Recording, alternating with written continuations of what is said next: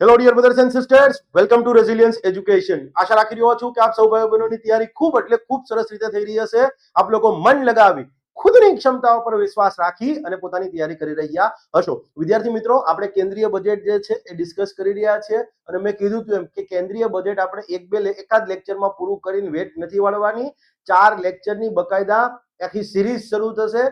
3 lecture થઈ ગયા છે, એની લિંક તમને ડિસ્ક્રિપ્શન બોક્સની અંદર મળી જશે. અને મેં પહેલા જ દિવસે પહેલા જ લેક્ચરમાં કીધું હતું તમને કે ભાઈ તમારે કોઈ વસ્તુ નોટ ડાઉન કરવાની, લખવાની જરૂર નથી. પીડીએફ તમને ઉપલબ્ધ થઈ જશે.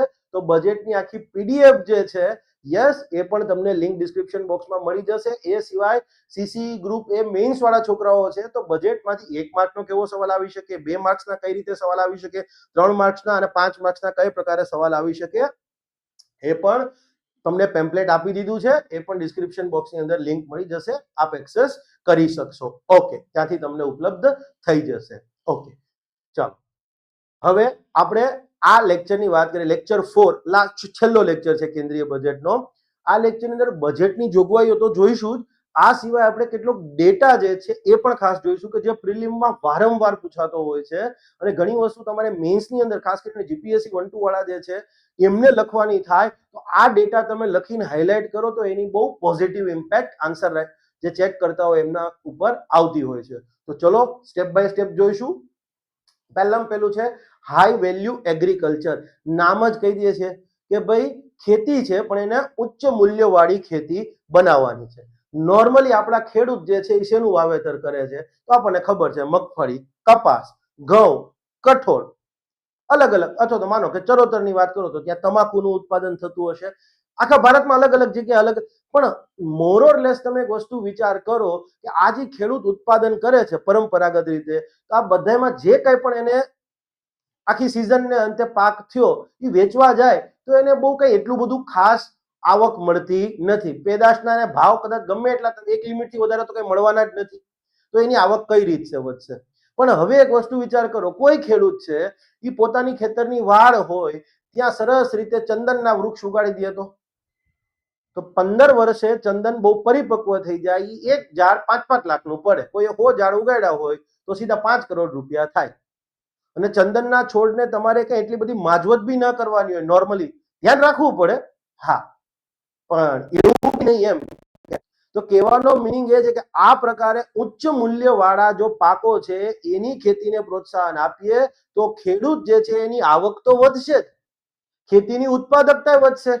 ઓકે, પણ સાથે સાથે પાકોનું વૈવિધ્યકરણ થશે. જમીનમાં એક જ સરખા પાક વારંવાર લેવામાં આવે તો જમીનની ફળદ્રુપતા ઘટે. તો અહીંયા કંઈક તો, હા, ઓકે. તો આ યોજના છે, આ પહેલ છે હાઈ વેલ્યુ એગ્રીકલ્ચર. એના અંતર્ગત મેઇન 3 બાબત થવાની છે. પહેલામાં પહેલી વાત છે દેશના તટીય વિસ્તારો, કોસ્ટલ રિજિયન છે એની અંદર. તટીય વિસ્તારો છે એમાં નાળિયેર, ચંદન, કાજુ અને કોકો, આ 4 પાકની ખેતી જે છે એને પ્રોત્સાહન આપવામાં આવશે. જે પહાડી વિસ્તારો છે, પહાડી વિસ્તારો ઇન ધ સેન્સ કે આપણા હિમાચલ પ્રદેશ, ઉત્તરાખંડ છે, જમ્મુ એન્ડ કાશ્મીર છે, લેહ છે, આ પહાડી વિસ્તારો છે તો ત્યાં બદામ, વોલનટ, અખરોટ અને પાઇનનટ, ચિલગુઝા, ગુજરાતી એનું શું કહેવાય મને નથી ખબર, આ 3 પાકની ખેતીને પ્રોત્સાહન આપવામાં આવશે.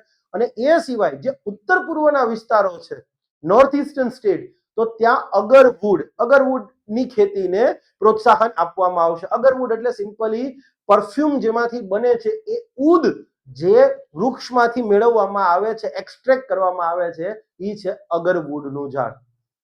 યસ, અગરવુડનું લાકડા હોય એને ક્લિયર છે, એક આખો સ્પેશિયલ એક્સટ્રેક્શન ટાવર હોય, આખી ફેક્ટરી જો ઇન્ડસ્ટ્રીયલ લેવલ ઉપર, ક્લિયર છે, એને દહન કરવામાં પછી કઈ આવે છે, આખી પ્રોસેસ છે. પણ ઇન શોર્ટ અગરવુડમાંથી તમારું ઉદ બને અને ઉદ જે છે એ પરફ્યુમની અંદર ખબર છે મુખ્ય મેઇન ઘટક જ છે. તો હાઈ વેલ્યુ એગ્રીકલ્ચર અંતર્ગત દેશના તટીય વિસ્તારો, ઉત્તર પૂર્વીય વિસ્તારો અને પહાડી વિસ્તારોમાં રિસ્પેક્ટિવ અલગ અલગ પાકો છે એની ખેતીને પ્રોત્સાહન આપવામાં આવશે. નેક્સ્ટ છે કોકોનટ પ્રમોશન સ્કીમ. નામ જ કહી દે છે, કોકોનટ, નાળિયેરની ખેતીને પ્રોત્સાહન આપવા માટેની યસ આ યોજના છે. અને એક જ ઉદ્દેશ્ય છે એનો મેઇન ગણો તો કે ભારતમાં નાળિયેરનું ઉત્પાદન અને ઉત્પાદકતા બે વધારવી. ઉત્પાદન વધારવું એટલે સિમ્પલી કે ભાઈ 10 વીઘાનું ખેતર હોય એમાં તમે નાળિયેરી માનો કે ઉગાડી હોય તો વર્ષે જે ઉત્પાદન થતું હોય આખા વર્ષની અંદર, અને એમાં જ માનો કે 10 લાખ રૂપિયા ખેડૂતને મળતા હોય, માનો કે એમાંથી XYZ 1000 ક્વોન્ટિટીની અંદર નાળિયેર ઉત્પાદન થયા અને ખેડૂતને 10 લાખ રૂપિયાનો પ્રોફિટ થયો.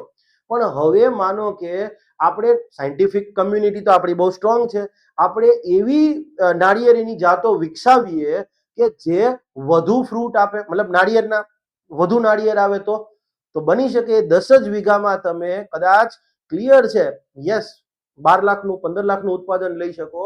તો યસ, નાળિયેરની ખેતી છે એમાં ઉત્પાદન અને ઉત્પાદકતા બે વધારવું. કઈ રીતે? તો સરકાર સિમ્પલી એક જ વસ્તુ કહેવા માંગે છે અહીંયા કે ભાઈ ભારતમાં નાળિયેરની ખેતી થતી હોય એવા જે મુખ્ય રાજ્યો છે એમાં જે નાળિયેરના જૂના બગીચાઓ છે કે જ્યાં વર્ષોથી એક જ સરખી નાળિયેરી ઉગાડવામાં આવી હોય, આપણે ખબર છે એક લિમિટ પછી કોઈ પણ છોડ હોય, કોઈ પણ ઝાડ છે એ ફ્રૂટ આપવાની વાત કરીએ તો એમાં ફ્રૂટ આવવાનું ઓછું થઈ જાય, એનો જે યીલ્ડ છે, એનો જે પાક છે એ ઓછો થઈ જાય. તો સરકાર વિવિધ કામગીરી કરશે, એ પૈકીની એક કામગીરી કીધી જ છે સરકારે ઓલરેડી કે ભાઈ જૂના અને નીચી ઉત્પાદકતા વાળા બગીચાઓ છે, છોડવાઓ છે, એ બધાને હટાવી એના બદલે હવે નવા છોડ, વધુ ઉત્પાદકતા વાળા છોડ જે છે એની ખેતીને પ્રોત્સાહન આપશું. સો સિમ્પલ. પણ આ બીજી એક લાઈન સૌથી પહેલા લખી છે, જુઓ જી, એક ઉત્પાદકતાની વાત કરે છે.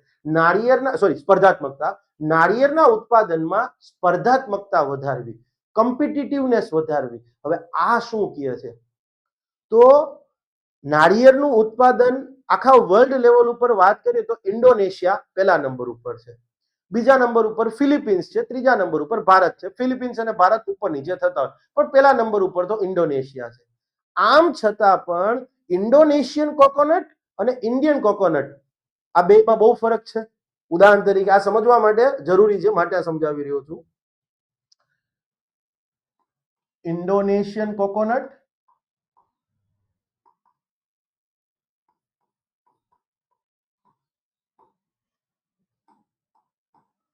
Versus Indian coconut.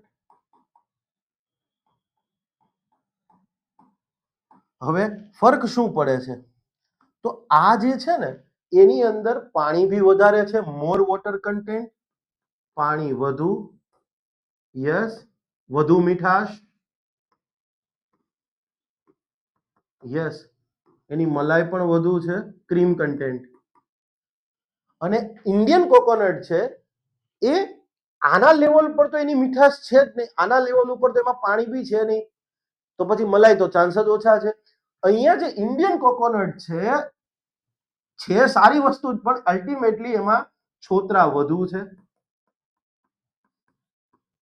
અને યસ, એનો મેઇન ઉપયોગ જે છે એ ઔદ્યોગિક ક્ષેત્રમાં એક્ટિવેટેડ કાર્બન,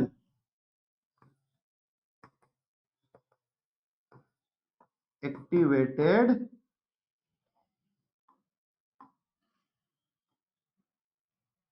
જોડણી ભૂલ પડશે એટલે જ હટાવી દીધું છે. એક્ટિવેટેડ કાર્બન આ પછી આગળ જતા કોસ્મેટિક ઇન્ડસ્ટ્રીમાં અને બીજી બધી જગ્યાએ ઉપયોગ થાય છે.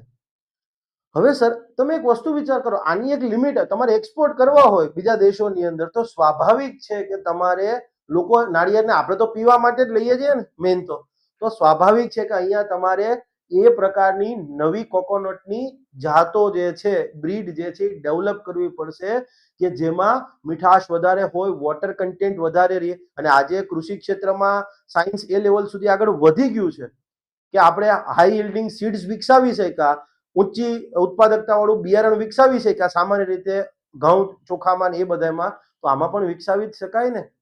તો આજે આપણે એ પ્રકારનું સાયન્ટિફિક ઇનોવેશન કરી અને ભારતમાં એ પ્રકારના કોકોનટ જે છે એની ખેતીને પ્રોત્સાહન આપે કે જેમાં વોટર કન્ટેન્ટ વધારે હોય, મીઠાશ વધારે હોય, તો સ્વાભાવિક છે તમે એને એક્સપોર્ટ બી કરી શકશો ને. તો યસ, એ જ હેતુ આ કોકોનટ પ્રમોશન સ્કીમનો છે. So simple. Next, dedicated program for Indian cashew and cocoa. Cashew એટલે કાજુ અને કોકોઆ એટલે કોકો પાવડર, જે તમે કદાચ સાંભળ્યું જ હશે કે જે ચોકલેટ બનાવવાની વાત હોય એમાં સૌથી મૂળભૂત વસ્તુ છે એ છે કોકો. ભારતની અંદર ક્લિયર છે, દક્ષિણના જે રાજ્યો છે મેઇનલી કર્ણાટક, ત્યાં કોકોનું બહુ વિપુલ પ્રમાણમાં ઉત્પાદન થાય છે.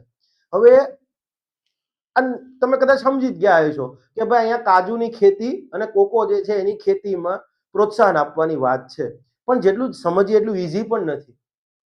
બહુ ઇન્ટરેસ્ટિંગ કેસ છે. કાજુ અને કોકોની વાત કરીએ, કાજુ એન્ડ કોકો.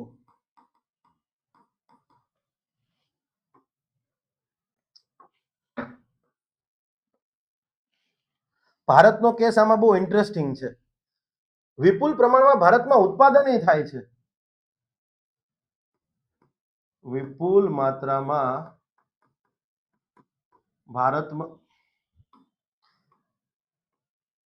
આ ડિજિટલ બોર્ડમાં સૌથી મોટો ડિસએડવાન્ટેજ શું છે ખબર છે? આમ બોલું તો સીધું ભૂસી શકાય. ઓકે, ભારતમાં વિપુલ માત્રામાં ઉત્પાદન થાય છે અને ઉપર જતા આયાત પણ વિપુલ માત્રામાં થાય છે.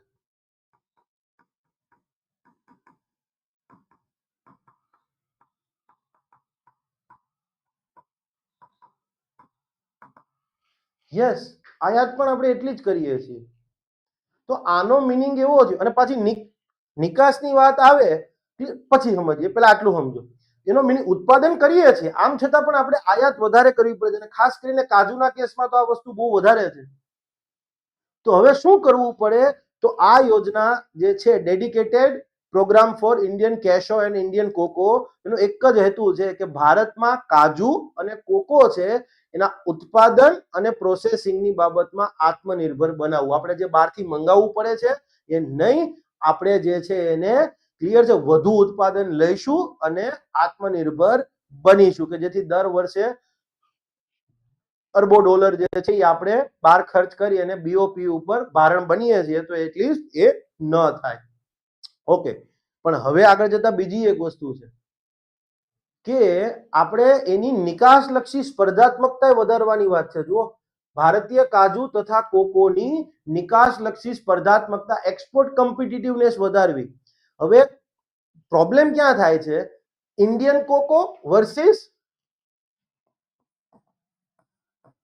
Indian cocoa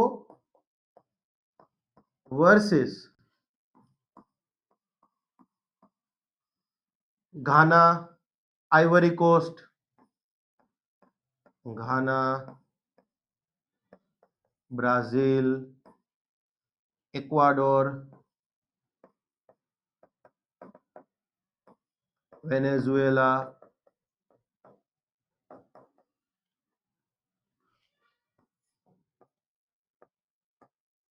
આઇવોરી. જોડણી ભૂલ હોય જોઈ લેજો ભાઈ, બરાબર છે? હા, તમારી રીતે. હવે આ બધા દુનિયા આખી જે છે, યસ, જે ચોકલેટ ઇન્ડસ્ટ્રી છે વૈશ્વિક કક્ષાએ, એ આ પ્રિફર કરે છે. વૈશ્વિક કંપનીઓની પસંદ, પહેલી પસંદ. યસ, કેમ? તો કે ઇન્ડિયન કોકો છે એ મોર બીટર છે, એમાં તુરાશ અથવા તો કડવાશ જે કે કડવું હોય એકદમ, બરાબર? એકચ્યુઅલ કોકો પાવડર ચાખો ને બહુ કડવો હોય કોફીમાં પણ. તો આમાં જે કડવાશ છે બિટરનેસ થી વધુ છે, અહીંયા ઓછી છે. ખાસ કરીને જે પશ્ચિમ યુરોપની મોટી મોટી ચોકલેટ કંપનીઓ છે એ તો આ બધા દેશોના કોકો પ્રિફર કરે છે. તો સરકારે કીધું કે નહીં, આપણે પણ કોકોમાં એ પ્રકારની ક્લિયર છે બિયારણ સારું વિકસાવીશું અને સારી કોકોની આખી બ્રીડ તૈયાર કરીશું. અને ફાઇનલી ક્યાં સુધીમાં? 2030 સુધીમાં ઇન્ડિયન કાજુ, ભારતીય કાજુ અને ભારતીય કોકો છે એને ગ્લોબલ પ્રીમિયમ બ્રાન્ડમાં પરિવર્તિત કરવા પોસિબલ છે. એવું નથી કે આખી વાતો જ છે, અને સારી વસ્તુ છે. આ થશે તો આપણા ખેડૂતોને બહુ લાભ થશે, એમાં કોઈ શંકાને સ્થાન નથી.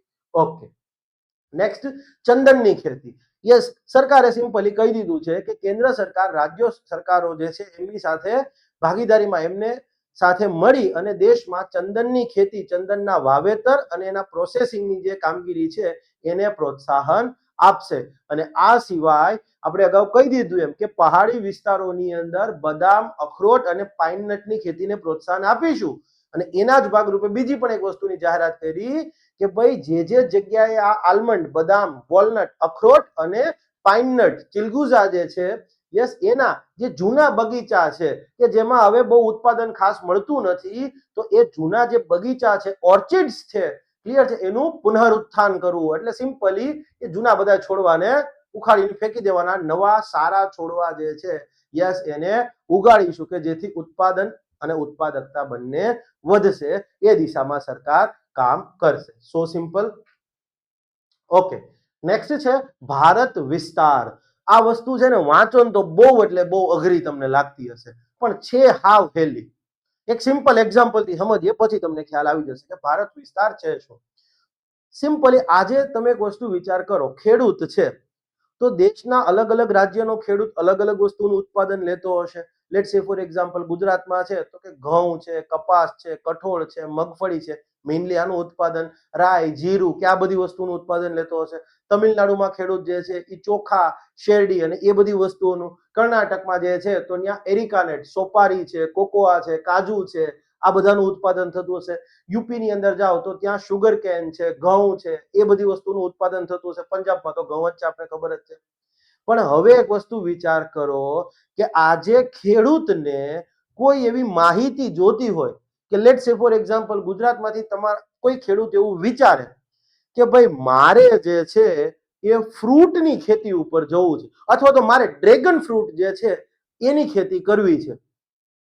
તો હવે એને કઈ ખબર તો હોવી જોઈએ ને કે ભાઈ ડ્રેગન ફ્રૂટ જે છે કઈ રીતે ઉગાડવામાં આવે, એના માટે કઈ જમીન અનુકૂળ છે કે નહીં, પેલા તો એ બધું જોવાનું.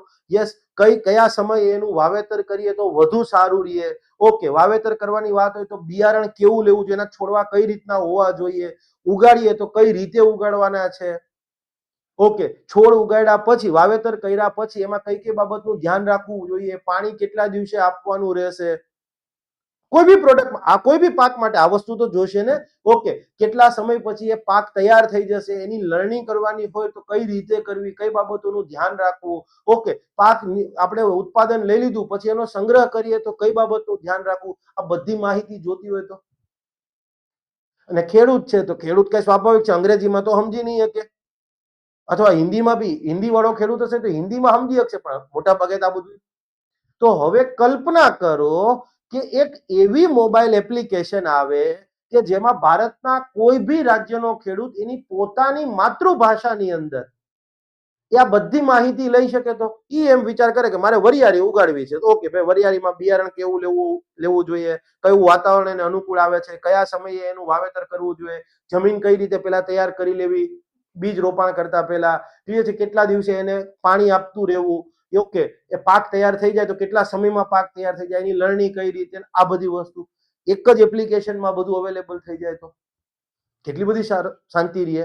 તો બસ આ ભારત વિસ્તારી એક પ્રકારની એપ્લિકેશન જ છે, બીજું કાંઈ નથી. Clear? Bharat, BHART, Bharat, VISTAAR, VIS, virtually integrated system. Virtual એટલે આભાસી રીતે, ઇન્ટિગ્રેટેડ સિસ્ટમ એટલે કોઈ બે વસ્તુને ભેગી કરી અને સંકલિત કરીને બનાવવામાં આવેલી વ્યવસ્થા છે. Virtually integrated system. શું કામ એને? Two access agricultural resources. કૃષિ સંસાધનો છે, કૃષિને લગતી આ બધી માહિતી છે, એને એક્સેસ કરવા, એ ઉપલબ્ધ થાય એ માટેની આખી આ સિસ્ટમ છે. તો Bharat Vistaar at the end of day એક AI બેઝડ એપ્લિકેશન જ છે. યસ, અને મલ્ટીલિંગ્યુઅલ બહુભાષીય AI એપ્લિકેશન છે કે જ્યાં ખેડૂત સિમ્પલી પોતાના પાકને લઈ, પોતાની ખેતી જે છે એને લઈ જે એને સલાહ સૂચન જોતું હોય એ લઈ શકશે. માનો કે એને કોઈ પાક ઉગાડ્યો છે ને એમાં એક પ્રકારની જીવાત આવી, તો સિમ્પલી એ જીવાતના સંદર્ભમાં માહિતી લઈ શકે. પણ પ્રશ્ન એ થાય કે આ કઈ રીતે તૈયાર કરવાનું? તો સિમ્પલી ભારત સરકારની બે પહેલ છે. એક છે એગ્રીસ્ટેક ડેટા એનાલિટિક્સ, કૃષિ ક્ષેત્રમાં ડેટા એનાલિટિક્સની મેઇનલી પહેલ છે એગ્રીસ્ટેક. એના વિશે અત્યારે વાત નહીં કરીએ. એગ્રીસ્ટેક અને Indian council of agricultural research, ICAR. આ ICAR દ્વારા એગ્રીકલ્ચરલ પ્રેક્ટિસ માટેનું આખું એક મટીરિયલ તૈયાર કર્યું છે. તો આ એગ્રીસ્ટેક અને ICAR નો જે કૃષિ રિસોર્સિસ ડેટાબેઝ છે ભેગો કરી અને આ એપ્લિકેશન ભારત વિસ્તાર જે છે એ ડેવલપ કરવામાં આવશે. સો સિમ્પલ.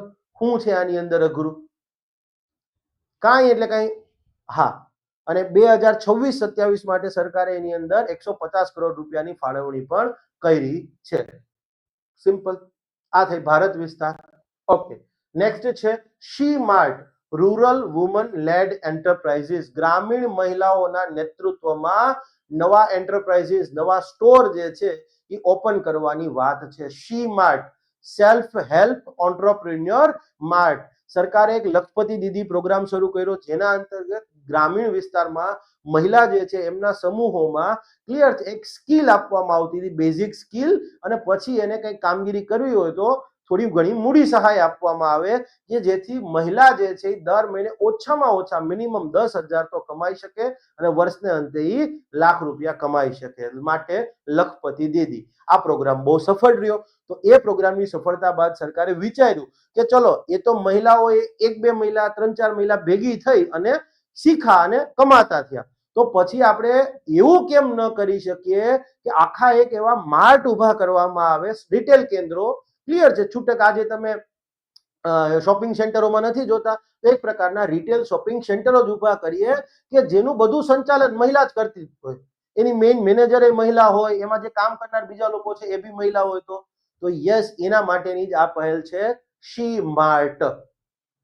સિમ્પલી અહીંયા શું કરવામાં આવશે કે મહિલાઓ જે છે એને આ પ્રકારના રિટેલ સેન્ટર્સ ઉભા કરવા હોય તો એના માટે મૂડી સહાય જે છે એ આ કાર્યક્રમ અંતર્ગત આપવામાં આવશે. અને યસ, એની માલિકી કોની હશે? કમ્યુનિટી લેડ, અર્થાત કે સિમ્પલી આખા સમુદાયની માલિકીની હશે, કોઈ એક મહિલાની નહીં.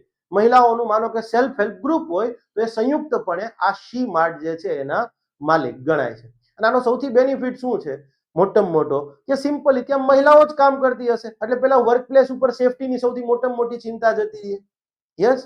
બીજો બેનિફિટ શું છે કે નોર્મલી જે મહિલા છે, બરાબર છે, માનો કે માતા બનેલા હોય તો બાળકનું સાર સંભાળ ને એ બધી વસ્તુ સામાન્ય રીતે બીજી ઓફિસમાં પ્રોબ્લેમ થતું હોય, અહીંયા તો એમને કોઈ ચિંતા નહીં રહે.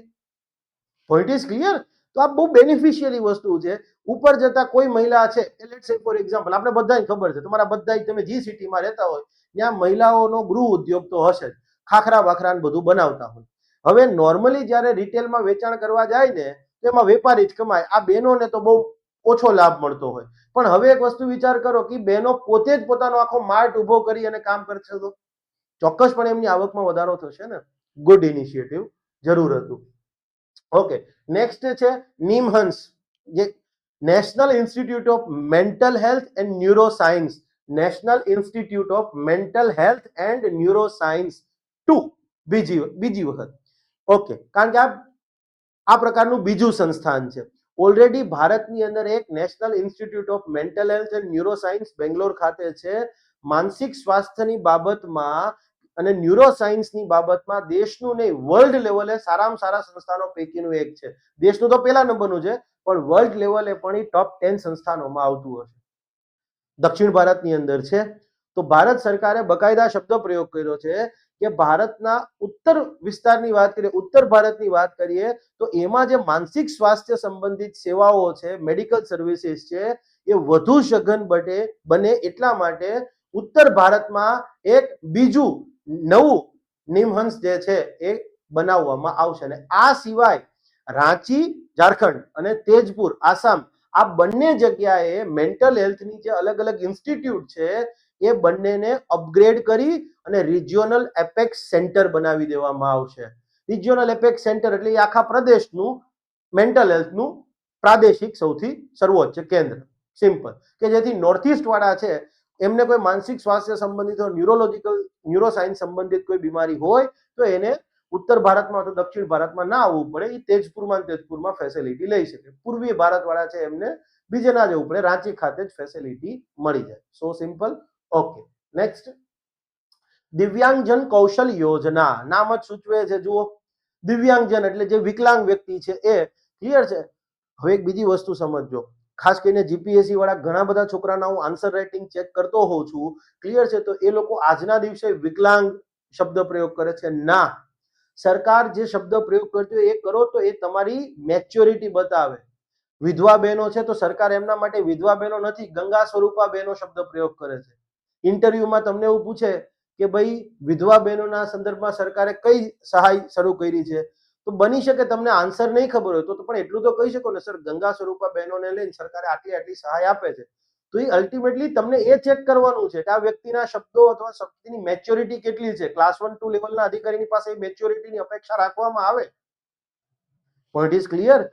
હા, તો હવે તમારે વિકલાંગ નથી બોલવાનું, દિવ્યાંગ બોલવાનું છે. Prime minister of the country himself use word દિવ્યાંગ. દેશનો વડાપ્રધાન જે છે દિવ્યાંગ શબ્દ પ્રયોગ કરતા હોય તો આપણે કઈ એનાથી મોટા તો નથી. યસ, તો દિવ્યાંગજન કૌશલ યોજના સિમ્પલી દિવ્યાંગજનો છે એમના સ્કિલ ડેવલપમેન્ટની અને એમની રોજગારી માટેની યોજના છે. નરેન્દ્ર મોદી સરકાર આવ્યા પછી હું એક વસ્તુ તો કહી જ શકું, ભલે હું 90% કેસમાં એમની સાથે ડિસએગ્રી છું, પણ એમને એક વસ્તુ તો સારી કરી કે દેશમાં એ માહોલ ક્રિએટ કર્યો કે દિવ્યાંગ વ્યક્તિઓ અને ઇવન થર્ડ જેન્ડર પર્સન છે એ પણ માનભેર જીવી શકે છે. દિવ્યાંગ વ્યક્તિ સરકારે એનો શ્રેય સરકારને જાય છે, એમાં કોઈ શંકાને સ્થાન નથી કે સરકાર જે છે એને દેશમાં સોસાયટીયલ લોકોના એટીટ્યુડ હતો દિવ્યાંગ વ્યક્તિઓ પ્રત્યે અને થર્ડ જેન્ડર પ્રત્યે, સરકારે એટીટ્યુડમાં ચેન્જ લાવવા માટે બહુ સારા પ્રયત્નો કર્યા અને આજે સફળ બી રહ્યા. યસ, તો હવે અલ્ટિમેટલી શું કરવાનું? દિવ્યાંગ વ્યક્તિ છે એમ નથી કહેતો કે અમને તમે સીધી પૈસાની સહાય આપો. તમે સિમ્પલી એને માનભેર જીવવાનો અર્થ થાય કે એને કામ મળી રહે, એ કોઈના ઉપર બોજો ના મળે. બસ દિવ્યાંગ વ્યક્તિને પૂછો તો એ ક્યારેય એમ નહીં કે મને દર મહિને તમે પૈસા આપો, એક સાહેબ કામ આપી દો ને તો આખી જિંદગી મારે કોઈના ઓશિયાળા ન રહેવું. તો આ જ હેતુથી આ યોજના લોન્ચ કરવામાં આવી છે કે સિમ્પલી ઉદ્યોગોમાં કામ અપાવે એ પ્રકારની સ્કિલ જે છે એ આ દિવ્યાંગ વ્યક્તિને આપવામાં આવશે. યસ, અને પછી સુનિશ્ચિત કરવામાં આવશે કે એને જે તે ઇન્ડસ્ટ્રીની અંદર નોકરી પણ મળી જાય.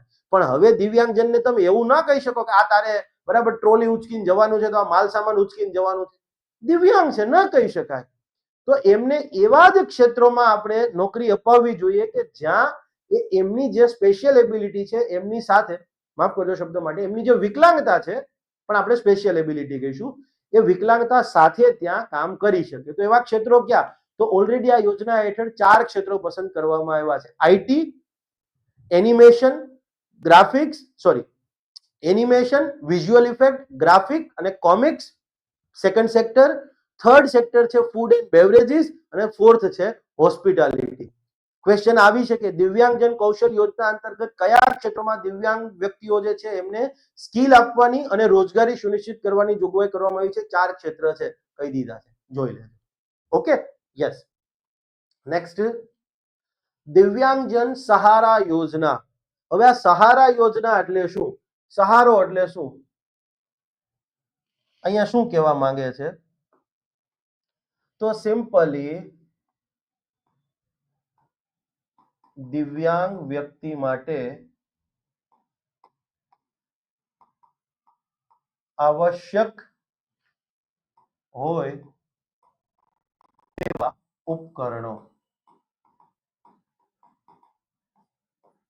માનો કે કૃત્રિમ પગ, હાથ, જે લિંબ કહે છે ને, આર્ટિફિશિયલ લિંબ,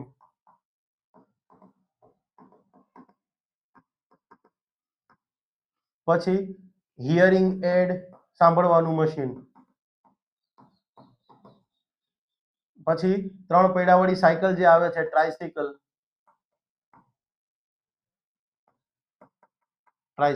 આ આવશે વાયની.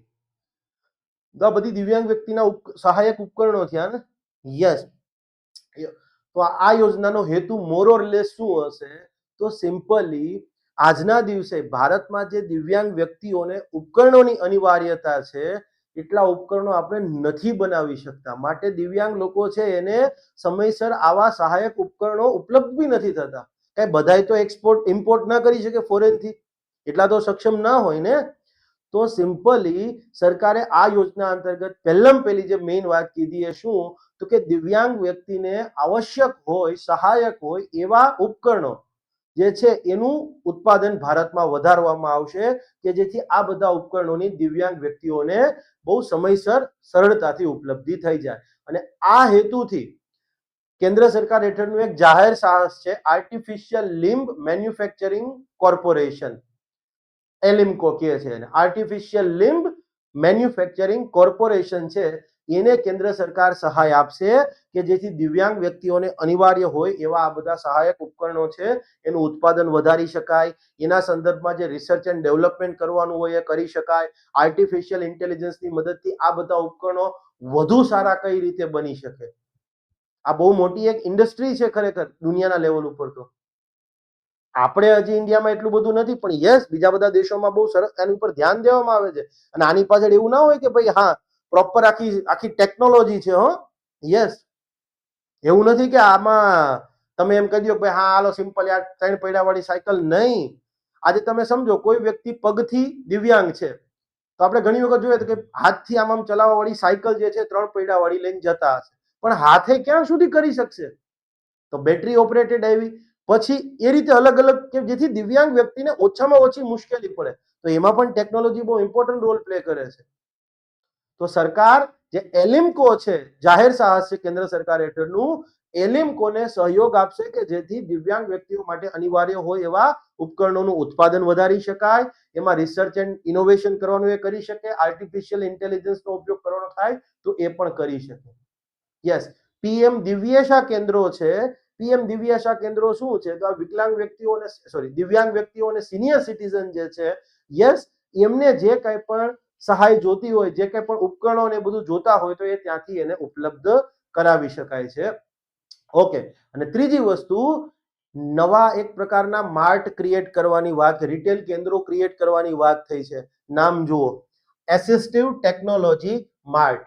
સિમ્પલી આ પીએમ દિવ્યેશા કેન્દ્રો છે એની જે એવા જ એક આધુનિક માર્ટ, એક માનો કે નોર્મલ વ્યક્તિ માટેનો મોલ હોય, તમે કોઈ વસ્તુ લેવા જાઓ તો તમે ત્યાં કેવું કોઈ પણ વસ્તુ જોઈ શકો છો, એનું ટ્રાયલ લઈ શકો છો અને પછી આગળ ઈચ્છા હોય તો સારું લાગે તો પરચેસ કરી શકો છો. રાઈટ? તો સેમ વસ્તુ દિવ્યાંગ વ્યક્તિ, સિનિયર સિટીઝન વ્યક્તિ, એમને રોજિંદા જીવનમાં જે કાંઈ પણ સહાયક ઉપકરણોની અનિવાર્યતા છે, આ બધા ઉપકરણો આવા માર્ટમાં જઈ જોઈ શકે, પરખી શકે અને યોગ્ય લાગે તો પછી પરચેસ કરી શકે. એવા આખા લેટેસ્ટ આધુનિક ટેકનોલોજી વાળા માર્ટ જે છે એ ક્રિએટ કરવામાં આવશે. સરકાર એને સહયોગ આપશે. અને આ બધું કયા મંત્રાલય અંતર્ગત થશે?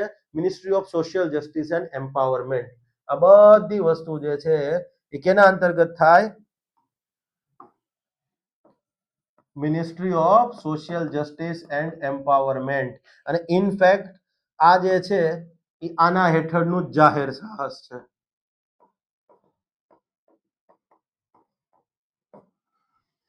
એલિમ્કો છે, artificial limb manufacturing corporation, a ministry of social justice હેઠળનું જ જાહેર સાહસ છે. યસ, આપણે જે માનીએ ને એના કરતા બહુ ઇમ્પોર્ટન્ટ વસ્તુ છે. તમે ગૂગલ પર એક વસ્તુ સર્ચ કરજો, રૂવર લેબ તંઝાનિયા. મારા મિત્ર જે છે એમની કંપની છે, બરાબર, આતિશ શાહ કરીને. મૂળ એ જુનાગઢ સાઈડના વ્યક્તિ છે અને બહુ સારું કામ કરે છે. આફ્રિકાના મોટા મોટા નેતાઓ જે છે, યસ, એના હાથે એને એવોર્ડ મળેલા છે. તંઝાનિયા જાવ તો કહેજો તમ તારે. હા, કોઈ હોય, યસ, આતિશભાઈ જે છે એ બહુ પેશનેટ હતા આ વસ્તુમાં કે અર્પણભાઈ, તૂટેલ ફૂટેલ ગુજરાતી બોલે છે. યસ, અર્પણભાઈ કે આફ્રિકાની અંદર આજના દિવસે બી લાખોની સંખ્યામાં લોકો એવા છે કે એને કૃત્રિમ રીતે પગ અને હાથ બેહાડવાની જરૂરિયાત છે.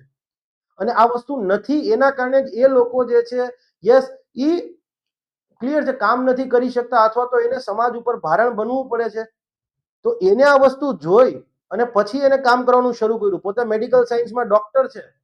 અને પછી મેં કીધું યાર તમે કઈ રીતે? તો એને કીધું અર્પણભાઈ મારી કંપનીમાં મિકેનિકલ એન્જિનિયરિંગ વાળા છે, બાયોકેમિસ્ટ્રી વાળા લોકો છે, અમે બધા રિસર્ચ કરીએ છીએ. આની અંદર બહુ બધી વસ્તુ જોઈએ, ફિઝિક્સ.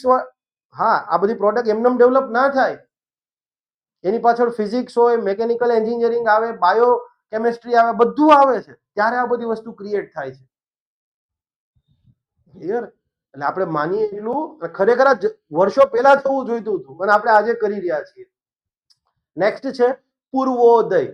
પૂર્વોદય એટલે શું? પૂર્વોદયનો ખ્યાલ છે ને બેઝિકલી અટલજીએ મોરોરલેસ આપેલો હતો. અને અહીંયા એવું કહેવા માંગે છે પૂર્વોદય એટલે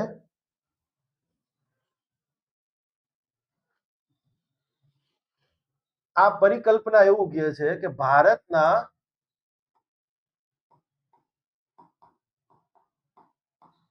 પૂર્વીય રાજ્યો છે વિકાસ કરવો. મેઇનલી અહીંયા બિહાર, ઝારખંડ, છત્તીસગઢ, પશ્ચિમ બંગાળ અને એ બધી વસ્તુઓની વાત કરે છે. તો પૂર્વોદયના ભાગરૂપે 3 જાહેરાતો કરવામાં આવી છે. પહેલી વાત છે ઇન્ડસ્ટ્રીયલ કોરિડોરની. દુર્ગાપુર પશ્ચિમ બંગાળનું એક ઇન્ડસ્ટ્રીયલ ટાઉન છે, બહુ મોટું ટાઉન છે, ક્લિયર છે, પ્લાનેડ ઇન્ડસ્ટ્રીયલ ટાઉન છે. ઇનફેક્ટ બીસી રોય જે છે, બિધાનચંદ્ર રોય, ક્લિયર છે, યસ, એમને આખું એની સ્થાપના કરી હતી. એમના જ માનમાં આજે આપણે નેશનલ ડોક્ટર્સ ડે ઉજવીએ છીએ. ડોક્ટર બીસી રોય, બિધાનચંદ્ર રોય, એમને આ દુર્ગાપુરની સ્થાપના કરી હતી. પશ્ચિમ બંગાળના ચીફ મિનિસ્ટર હતા. યસ, અને એમના માનમાં જ મેં કીધું એમ નેશનલ ડોક્ટર્સ ડે ઉજવીએ છીએ. તો દુર્ગાપુરમાં કનેક્ટિવિટી હશે, મેઇન એનું સેન્ટર હશે, એ પ્રકારનો આખો ઈસ્ટ કોસ્ટલ કોરિડોર જે છે, યસ, એ ડેવલપ કરવામાં આવશે. બસ આટલું જ કીધું છે, બીજું કાંઈ સરકારે કીધું નથી. પછી બીજી જાહેરાત શું કરવામાં આવી? તો કે 5 પૂર્વના જે પૂર્વોદય રાજ્યો છે, 5 કયા કયા રાજ્યો આવતા હશે? જેને ખ્યાલ હોય કમેન્ટ કરી દેજો. તો આ 5 પૂર્વોદય રાજ્યો છે, એમાં દરેક રાજ્યમાં એક એક એમ ટોટલ 5 જે છે એ ટુરિઝમ ડેસ્ટિનેશન જે છે એ ડેવલપ કરવામાં આવશે. કે ભાઈ મેઇન ટુરિઝમ આપણે ગુજરાતની અંદર વાત કરીએ તો ગુજરાતમાં તમે જુઓ સોમનાથ બી છે, સ્ટેચ્યુ ઓફ યુનિટી, પણ સ્ટેચ્યુ ઓફ યુનિટી અત્યારે બહુ આઇકોનિક વસ્તુ બની ગઈ છે. તો એ જ રીતે આ 5 પૂર્વોદય રાજ્યો છે, યસ, એની અંદર દરેક રાજ્યમાં એક એક આવું આઇકોનિક ટુરિઝમ ડેસ્ટિનેશન જે છે એ ક્રિએટ કરવામાં આવશે. અને આ ઉપરાંત 4000 ઈ બસો જે છે એની ફાળવણી કરવામાં આવી છે. સિમ્પલ, આ 3 જોગવાઈઓ. Next, okay, scheme for development of Buddhist circuit in north east. Actually આનું નામ બહુ મોટું છે. Scheme for development of Buddhist circuit in Assam, Arunachal Pradesh, Sikkim, Mizoram, Manipur and Tripura. આવું નામ છે, પણ મેં અહીંયા નોર્થ ઇસ્ટ કહી દીધું છે, લાંબુ ના કરી શકાય. ઓફિશિયલ નામ એટલું મોટું છે. નોર્થ ઇસ્ટના મેઘાલય અને નાગાલેન્ડ સિવાયના બધા રાજ્યોનો સમાવેશ કરતી આ એક સ્કીમ છે. અને નામ જ કહે છે કે આ જે રાજ્યો મેં કીધા, આસામ, અરુણાચલ પ્રદેશ, સિક્કિમ, મણિપુર, મેઘાલય અને ત્રિપુરા, આ 6 રાજ્યોની અંદર જે બૌદ્ધિસ્ટ અથવા તો બૌદ્ધ ધર્મના સંસ્થાનો આવેલા છે, એમના જે મંદિરો હોય, એમના મઠ હોય, તીર્થયાત્રા ધામો હોય, કે પછી જે શ્રદ્ધાળુઓ છે એમના માટેની સુવિધાઓ છે, યસ, એને વિકસિત કરવામાં આવશે, એનું જતન કરવામાં આવશે. અને એના માટે જ આખી આ યોજના જે છે એ સરકારે લોન્ચ કરી છે. So simple. અહીંયા ક્વેશ્ચન શું પૂછાય ખબર? આ યોજના અંતર્ગત કયા કયા રાજ્યોને સમાવિષ્ટ કરવામાં આવ્યા છે? તો અહીંયા મેં કહી દીધું નાગાલેન્ડ અને મેઘાલય સિવાય. કેમ એ બી કહી દો કે આ મોરોલેસ બંને અહીંયા લોકલ ટ્રાઇબ વાળા સ્ટેટ છે. મેઘાલય છે તો ગારો, ખાસી અને જૈનતિયા, આ 3 ટ્રાઇબ છે મેઇન. તો મોરોલેસ આ ટ્રાઇબલ, અહીંયા તમને બૌદ્ધિસ્ટ લોકો જોવા મળશે. આ 2 રાજ્યોમાં એટલો બધો હજી પ્રભાવ નથી. ક્લિયર છે? Okay, next. ઓકે, હવે આપણે મોરોલેસ બજેટની જોગવાઈઓ પતી ગઈ છે. પાર્ટ એ જે હતો એ પાર્ટ એ પ્લસ આગળ બીજી કેટલીક વાતો છે એ પણ આપણે જોવી પડશે, તો જોશું. ઓકે, પહેલું છે ડેટ ટુ જીડીપી રેશિયો. અહીંયા હું તમને ડેટ ટુ જીડીપી રેશિયો શું છે એ સમજાવીશ નહીં, ઇકોનોમીમાં આપણે મેઇન્સના લેક્ચરમાં આવશે ત્યારે જોઈશું, બાકી તો કોર્સમાં કહી દીધું છે.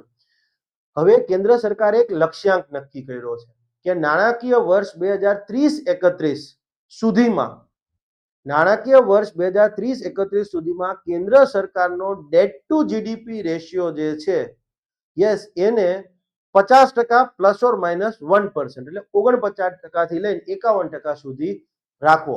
અત્યારે કેટલો છે? તો 2025-26 નું આજે ઓનગોઈંગ નાણાકીય વર્ષ છે, એમાં રિવાઇઝ એસ્ટિમેટ મુજબ ઈ 56.1 જેટલો છે.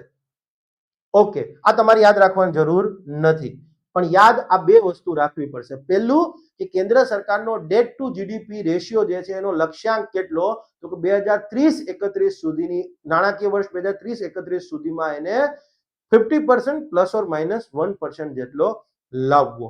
અને વર્ષ 2026-27 માં બજેટમાં કેટલો અંદાજ રાખવામાં આવ્યો છે કે ભાઈ આ વર્ષમાં ડેટ ટુ જીડીપી રેશિયો કેટલો રહેશે 2026-27 ના વર્ષની અંદર? 55.6%, 15.6% ઓફ GDP, debt to GDP ratio. Clear? Simply સરકાર એવું કહે છે કે 2026-27 વર્ષના 2026-27 જે નાણાકીય વર્ષ છે એમાં ભારતનો જીડીપી 100 રૂપિયા હશે તો દેવું જે છે કેન્દ્ર સરકારનું દેવું એમાં 55.6 રૂપિયા જેટલું રાખવાનો પ્રયત્ન કરીશું. આ થોડો કોમ્પ્લેક્સ ટોપિક છે માટે હું અત્યારે અહીંયા નહીં સમજાવું. ક્લિયર છે? અને ભારતમાં પહેલા તો છે ને સરકાર ફિસ્કલ ડેફિસિટ ઉપર જ કામ કરતી હતી, પણ ફાઇનલી એનકે સિંઘ સમિતિની ભલામણ પછી સરકારે જોયું કે ભાઈ એનકે સિંઘ સમિતિએ કીધું કે તમે ફિસ્કલ ડેફિસિટને ઘટાડવાની ઉપર અત્યારે બેફિઝુલ ધ્યાન ના દો. પહેલા તમે debt to GDP ratio maintain કરો. Debt to GDP ratio maintain કરશો એટલે આપમેળે તમારી ફિસ્કલ ડેફિસિટ કંટ્રોલ આવી જ જશે. સરકાર ત્યારથી આ કરી રહી છે. અને એ કમિટીએ તો એવું કીધું હતું કે ભાઈ ડેટ ટુ જીડીપી રેશિયોની વાત કરો તો કેન્દ્ર સરકાર માટે 40% વધુ ને બધા રાજ્યોનો ભેગો કરો તો એ 20%. ઓલ ઓવર ઇન્ડિયા માટે 60%, જીડીપીના 60%થી વધુ ન હોવો જોઈએ. કેન્દ્ર સરકારના 40%, રાજ્યોના 20%. ક્લિયર છે? આવું એમને કીધું, તમે જોયું હશે મે બી. ઓકે, આ નીચે જે છે એ તમારા માટે સ્ટેટમેન્ટ છે, જોઈ લેજો. Okay, sorry. Tax holidays for cloud service providers. આ કોઈ જગ્યાએ તમને હવે નહીં આપ્યું, કોઈ બજેટમાં નથી, ગુજરાતવાળામાં તો છે જ નહીં, મને ખબર જ છે. ઓકે, હવે પહેલા આપણે એ સમજીએ આ ટેક્સ હોલિડે એટલે શું. તમારે હોલિડે હોય શાળામાં, હોલિડે એટલે શું? રજા, ભણવા નહીં જવાનું. તો ટેક્સ હોલિડે એટલે શું? તો કે નિર્દેશિત સમયગાળા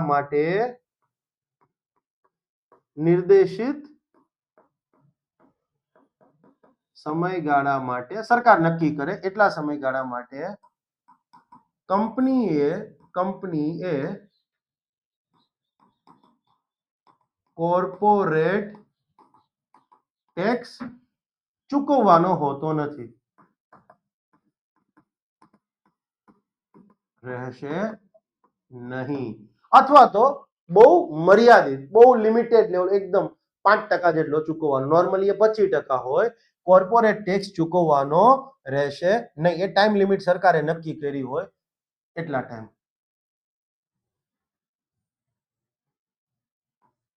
મોટા ભાગે 0 કે અતિ મર્યાદિત.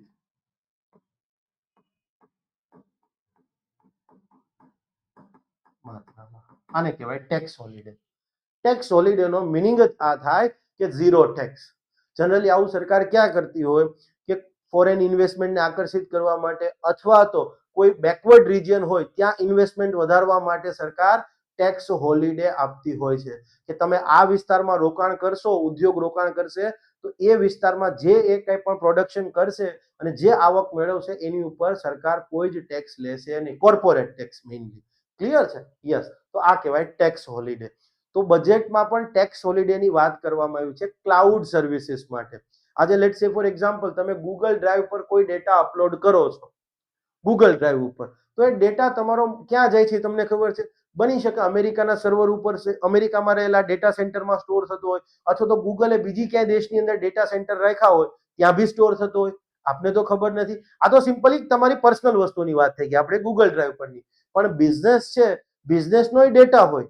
આજે તમે મોટી કોર્પોરેટ કંપનીમાં કામ કરતા હો, લેટ્સ સે ફોર એક્ઝામ્પલ તમે અશોક લેલન્ડમાં અથવા તો મર્સિડીઝની અંદર કામ કરો છો હાયર લેવલ ઉપર અથવા તો મેનેજરના લેવલ ઉપર, તો ત્યાં તમે જે કંઈ પણ વર્ડ ફાઇલ બનાવો, જે કંઈ પણ તમારા પીપીટી એક્સેલ રિપોર્ટ ને બધું હોય તો એ તમારા ડિવાઇસમાં સ્ટોર ના થાય, એ બધું ક્લાઉડ ઉપર સ્ટોર થાય, બધું ઓનલાઈન સ્ટોર થાય. એટલે એ તમે ગમે ત્યાં જાઓ, તમે તમારો આઈડી પાસવર્ડ નાખો એટલે વર્ડ ફાઇલ ને બધું તમારી પાસે આવી જાય. યસ, માઇક્રોસોફ્ટના બધા ક્લાઉડમાં સ્ટોર થાય. આવું છે, મોટી મોટી કંપનીઓમાં બધી જગ્યા હોય છે. આ તમને એક સિમ્પલ એક્ઝામ્પલ આપ્યું. ઓકે, તો પણ હવે એક વસ્તુ વિચાર કરો, એ ક્લાઉડમાં ક્યાં સ્ટોર થયો ડેટા, કયા દેશના ડેટા સેન્ટરમાં સ્ટોર થયો એ તમને ખબર છે? ના, તો નથી ખબર. તો હવે તો સરકારે કીધું કોઈ પણ વિદેશી કંપની ભારતમાં ડેટા સેન્ટરની સ્થાપના કરશે, ડેટા સેન્ટર એસ્ટાબ્લિશ કરશે અને દુનિયાના બીજા દેશોમાં આવી ક્લાઉડ સર્વિસીસ આપશે તો એને 2047 સુધી ટેક્સ હોલિડે, મતલબ કાંઈ ટેક્સ ભરવાની નહીં થાય. Tax holiday no meaning zero tax જ થાય, પછી કઈ નક્કી નહીં, સરકાર કદાચ 5% નાખી દે તો હવે આ સરકારનું કઈ ઈ તો કઈ ન હકાય. ક્લિયર? શું કીધું? કોઈ વિદેશી કંપની ભારતમાં આખા ડેટા સેન્ટર ઉભા કરે છે અને એ ડેટા સેન્ટરની મદદથી દુનિયાના બીજા દેશોમાં ક્લાઉડની સર્વિસીસ આપે છે, તો અમે 2047 સુધી એને ટેક્સ હોલિડે આપીશું. ક્લિયર છે? પણ એક શરત કરી દીધી પાછી, હા, કે ભાઈ આ જે વિદેશી કંપની છે એને ભારતીયોને પણ ભારતમાં પણ ક્લાઉડ સર્વિસીસ જે છે એની સેવા પૂરી પાડવી પડશે. કોઈ સિમ્પલી એ કોઈ બીજી ભારતીય કંપનીને પોતાની સર્વિસીસ વેચશે અને એ કંપની ઓલ ઓવર ઇન્ડિયામાં આ બધી cloud services Indian reselling Mart entity એવું કહે, પણ તમારી કોઈ કામનું નથી. આ 2047 સુધી અને કોને? તો કે ભાઈ ક્લાઉડ સેવા પૂરી પાડતી કંપનીઓ માટે ટેક્સ હોલિડે જાહેર થયા છે. આમાં હું બીજું કહી શકું એમ છું, પણ નથી તમારા કામનું, અધરવાઇઝ હું કહી દે. Okay, this is one of the reason why mister Trump is happy now. ત્રણ વસ્તુના કારણે ટ્રમ્પ બહુ હેપી છે. બે હમણાં વાત કરીશું, લખી જ દીધી છે. ઓકે, ડિફેન્સ બજેટની વાત કરીએ તો આ વર્ષનું ડિફેન્સ બજેટ કેટલું છે? 7.85 લાખ ઇન્ક્લુડિંગ પેન્શન. બાકી ઓમ ગણો તો 5 લાખ જેવું સમથિંગ જ છે, 594 કે 598 સમથિંગ, પણ બાકી બધું ડિફેન્સમાં પેન્શન ને એ બધું, તો ટોટલ ડિફેન્સ બજેટ થઈ છે તમારું 7.85 લાખ કરોડ. યસ, અને કુલ જે બજેટ છે એના 14.76% જેટલો હિસ્સો નાણાકીય વર્ષ 2026-27 ની અંદર સરકારનો જે કુલ ખર્ચ છે બજેટમાં એનો 14.67% જેટલો હિસ્સો ડિફેન્સ પાછળ આ વખતે ગયો છે. અને 2025-26માં જે ડિફેન્સ બજેટ હતું એની તુલનાએ 2026-27માં જે ડિફેન્સ બજેટ છે એમાં 15%નો વધારો થયો છે. આંકડા બે યાદ રાખવા બહુ ઈઝી છે, nearly 15. Point is clear? Okay, ચલો, આનું રીઝન શું હશે ખબર? ઓપરેશન સિંદૂર. ઓકે, હવે બીજી કેટલી મહત્વપૂર્ણ જોગવાઈઓ જે છે એ પણ આપણે જોવાની છે, પૂછાઈ શકે. શક્તિમાનમાં નહોતું હતું છોટી છોટી મગર મોટી બાત હે, એવું છે. એમાં પહેલી વાત છે, જે જોગવાઈ છે એ સમજવા માટે પહેલા તમારે બીજું કેટલું બેકગ્રાઉન્ડ સમજવું પડશે. લેટ્સ સે ફોર એક્ઝામ્પલ કોઈનું એક્સિડન્ટ થાય, ભગવાન કોઈનું ન કરે પણ આ સમજાવવા માટે, એક્સિડન્ટ થાય છે. હવે માનો કે વ્યક્તિને વાગે છે, તો સિમ્પલ કેસ લઈએ આપણે કે કોઈ કાર જે છે એ રસ્તા ઉપર જતા વ્યક્તિ જે છે એને ટક્કર મારી દે છે, વ્યક્તિને બહુ ગંભીર ઈજા થાય છે. ઓકે, તો હવે કેસ સીધો કોર્ટમાં ન જાય. આવા બધા કોર્ટમાં કેસો જતા રહીએ તો કોર્ટ ઉપર ઓલરેડી જ્યુડિશિયલ કેસોનું ભારણ વધતું જાય છે. તો આ બધા કેસો, યસ, તો માટે ઓલરેડી એક જ્યુડિશિયલ બોડી, ક્વાઝી જ્યુડિશિયલ બોડી ટ્રિબ્યુનલની રચના થયેલી છે મોટર વ્હીકલ એક્ટ હેઠળ, motor accident claim tribunal. Yes, માર્ગ અકસ્માતના આ જે કંઈ પણ કેસો છે એ બધા ક્લિયર છે, વળતર ને બધા માટે આ ક્લેમ ટ્રિબ્યુનલની અંદર જાય. હવે આપણે સિમ્પલ એક કેસ લઈએ કે કોઈ વ્યક્તિ છે એ જઈ રહ્યો છે અને કાર એને ટક્કર મારે છે. ઓકે, કાર ટક્કર મારે છે તો પેલો જે વ્યક્તિ ચાલીને જઈ રહ્યો હતો, ક્લિયર છે, એને બહુ ગંભીર ઈજા થાય છે, 10 લાખ રૂપિયાનો ખર્ચો થઈ જાય છે અને ઉપર જતા કાયમી ધોરણે એનો એક પગ જે છે એ સમજવા માટે દિવ્યાંગ બની જાય છે. હવે એક પગ કામ નહીં કરે. હવે એ વ્યક્તિ સામાન્યતઃ કોઈ ફેક્ટરીમાં કામ કરતો હતો. ઓકે, હવે એનો એક પગ તો કામ નથી કરતો, બચી ગયો, 10 લાખ રૂપિયાનો ખર્ચો થયો, પણ હવે at the end of day એનો એક પગ કામ નહીં કરે, આખી જિંદગી માટે પરમેનન્ટ ડિસેબિલિટી થઈ ગઈ. યસ, તો હવે એને સ્વાભાવિક છે વળતરે મળવું જોઈએ. આ નુકસાન ગયું એનું મેડિકલનો ખર્ચો પ્લસ વળતર. હવે સામેવાળા વ્યક્તિને કહે છે કે ભાઈ આટલું બધું આ ખર્ચો છે, વ્યક્તિ માને તો ઠીક, સમાધાન થઈ જાય તો વાંધો નહીં, પણ ન થાય તો એ કેસ જાય તમારો ક્લેમ ટ્રિબ્યુનલની અંદર. હવે ક્લેમ ટ્રિબ્યુનલ છે એ આખા ચકાસણી કરશે. એની અંદર રિટાયર્ડ જજીસ બી હોય અને સબ્જેક્ટ મેટર રોડ એક્સિડન્ટના અને રોડ સેફટીના બધા ઓફિસર્સ બી હોય, એ બેઠા હોય અને કેસમાં ચર્ચા થાય અને જોવામાં આવે કે હા ભાઈ વ્યક્તિનો કેસ જેન્યુન છે, વ્યક્તિ જતો હતો, કારના વાંકના લીધે જ ટક્કર થઈ હતી, વ્યક્તિને 10 લાખનું નુકસાન ગયું, ઉપર જતા વ્યક્તિને કાયમી ધોરણે એક પગ વિકલાંગ થઈ ગયો છે, તો હવે સામાન્ય રીતે કામ કરી શકવાનો હતો તો નથી કરી શકવાનો, તો એનું એક કમ્પેન્સેશન મળવા પાત્ર છે. યસ, હા, પણ હવે એક વસ્તુ વિચાર કરો, સામેવાળો જે કાર વાળો હશે એ સ્વાભાવિક છે એના વકીલોને લઈને આવ્યો હશે, તો આ કેસ જે છે એ જનરલી 3 વર્ષ, 4 વર્ષ, 5 વર્ષ ને 10-10 વર્ષે એમાં ચુકાદા આવે. યસ, હવે તમને એ ચુકાદો માન્ય ના હોય તમે હાઈકોર્ટમાં જઈ શકો, પણ આવું થાય છે. તો લેટ સે ફોર એક્ઝામ્પલ કોઈ વ્યક્તિ જે છે એને આ કેસ થયો 5મા વર્ષે ચુકાદો આવ્યો, ક્લેમ ટ્રિબ્યુનલે કીધું કે ભાઈ 10 લાખ રૂપિયાનો મેડિકલ ખર્ચ હતો એ તમારે દેવાનું, પ્લસ તમારે એને આખી જિંદગી હવે કામ નહીં કરી શકે તો એનું 2 કરોડ રૂપિયા વળતર દેવાનું, માનો કે.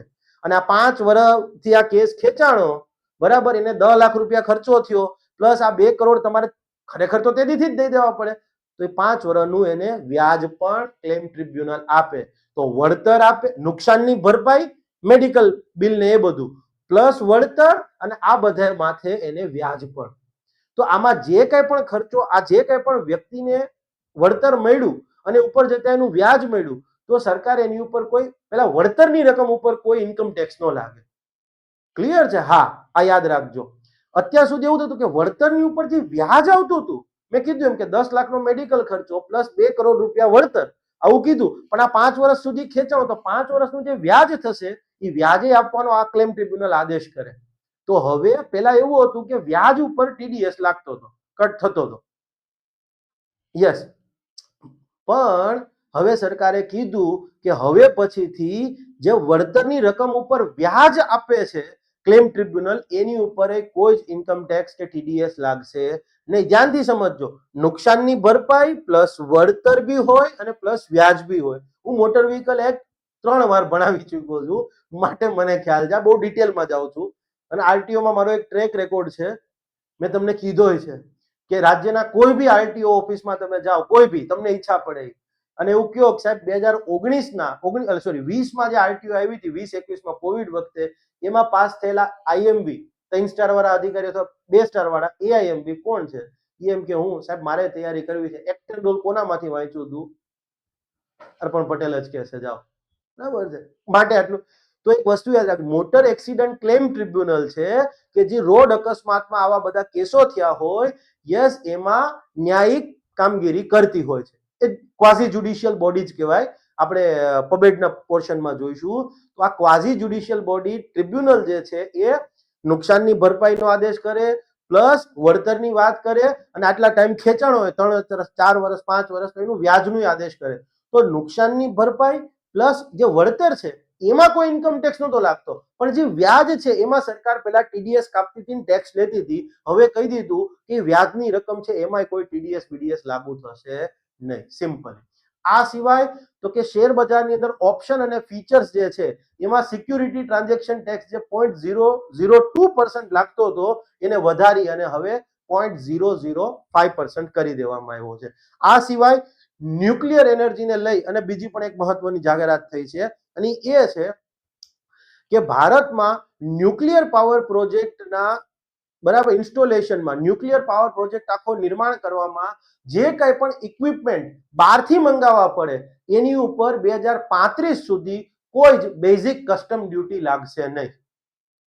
ન્યુક્લિયર પાવર પ્રોજેક્ટ તૈયાર કરવામાં, બનાવવા માટે જે કંઈ પણ ઉપકરણો, જે કંઈ પણ કેપિટલ ગુડ્સની જરૂરિયાત છે અને બહારથી આયાત કરીએ છીએ, તો એમાં કોઈ જ એટલે કોઈ જ કસ્ટમ ડ્યુટી લાગશે નહીં. So simple. This is another reason why mister Trump is happy. જેવું બજેટ થયું, બજેટને દી હાંજે જ કેમ અમેરિકા વાળે ડીલ થઈ ગઈ? આ બધું માંગતા હતા એ લોકો, સાબિત કર્યું. યસ. અને દુનિયા, ઓકે, ત્રીજું એક વસ્તુ એ બી છે કે એરોપ્લેનના જે મેન્યુફેક્ચરિંગના પાર્ટ્સ ને કમ્પોનન્ટ્સ છે, યસ, એમાંય સરકારે કસ્ટમ ડ્યુટી 0 કરી દીધી છે એની આયાત ઉપર. આ ત્રણેય વસ્તુ પ્રેસિડેન્ટ ટ્રમ્પ, મતલબ અમેરિકન ઇન્ડસ્ટ્રી જે છે એ માંગતી હતી. એ લોકો ટ્રેડ ને કોઈ ક્લાઉડ વાળાને જોતું હતું ટેક્સમાં રાહત, ન્યુક્લિયર વાળાને હતું, અને જે આ એવિએશન ઇન્ડસ્ટ્રી છે એ લોકોને. અને દુનિયામાં એવિએશન, ન્યુક્લિયર અને ક્લાઉડ, આ ત્રણ ક્ષેત્રમાં અમેરિકન કંપની સૌથી મેઇન છે. એ લોકો જ વધારે પડતું એક્સપોર્ટ ને બધું કરે છે. એ લોકો કહેતા હતા 0 કરો, 0 કરો, ના કર્યું, બજેટમાં કરી દીધું, અને એ જ દિવસે સાંજે તમારે ટ્રેડ ડીલ સાઇન થઈ. હા, વિચારવા જેવી વસ્તુ છે. ઓકે, નેક્સ્ટ, આ બહુ સારી વસ્તુ છે. તમને બધાને ખબર જ છે કે ક્રિટિકલ મિનરલ્સ ને લઈ ભારતે બહુ સારી એવી જાહેરાતો કરી છે. રેર અર્થ કોરિડોરની આપણે વાત કરી ચૂક્યા છીએ લેક્ચર 1 ની અંદર, તમને ખ્યાલ જ હશે. તો હવે શું કીધું, આ ક્રિટિકલ મિનરલ્સ છે એના પ્રોસેસિંગમાં ઉપયોગી હોય એ જે કાંઈ પણ કેપિટલ ગુડ્સ, જે કાંઈ પણ મશીનરી છે એની આયાત કરવા ઉપર બેઝિક કસ્ટમ ડ્યુટી મુક્ત, એક્ઝમ્પશન, મુક્તિ એટલે પછી એક્ઝમ, ચૂકવવાની જ નહીં, ઝીરો.